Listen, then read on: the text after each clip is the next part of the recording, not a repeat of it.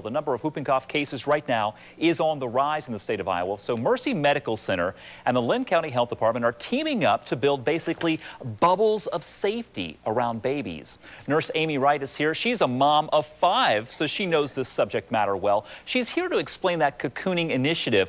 Define what cocooning means. Basically, we're protecting everybody around that newborn, whether it be grandparents, parents that are not up to date, brothers, sisters, aunts, uncles, caregivers, anyone that's going to have close contact with that baby within the first 2 months after he's born or she is born. Great picture on the screen right now. This is one of the first families here. Yep. And this just kind of shows how different generations take part in this immunization initiative. It's a tricky word. It's a tricky word, yes. No, that family in particular was phenomenal because they did grandma, they did aunts, they did siblings to that baby. They were a phenomenal family for our first family. So again, anybody in the family that has direct contact, that's who's being targeted here. Exactly, because as adults we can carry the pertussis and not realize it. We think it's just a nagging, lingering cough that's not going anywhere, so we're not going to go see the doctor, but it's actually could be pertussis. We're carrying it, and since babies cannot be immunized until they're 2 months old, they have no protection. They can get very sick, very serious, very quickly. And we've talked about it being a cough that can kill. It really can ultimately be fatal. It can be fatal for these little ones, yes. Okay, so let's talk about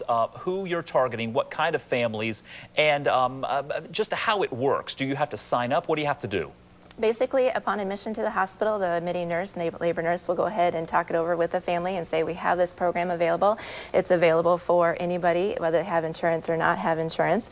Fill out a simple paper. We give them the shot right there in the room without any other to-do, and they're done. We fax the paperwork to Public Health Department since we partnered up with them, and they put it into the International Iowa Registry. So that way their personal physicians will know. It sounds very, very easy, but is this type of initiative common? It is not common in the Cedar Rapids area. We are the first hospital to do that in the Cedar Rapids corridor. There is not any of us north as well.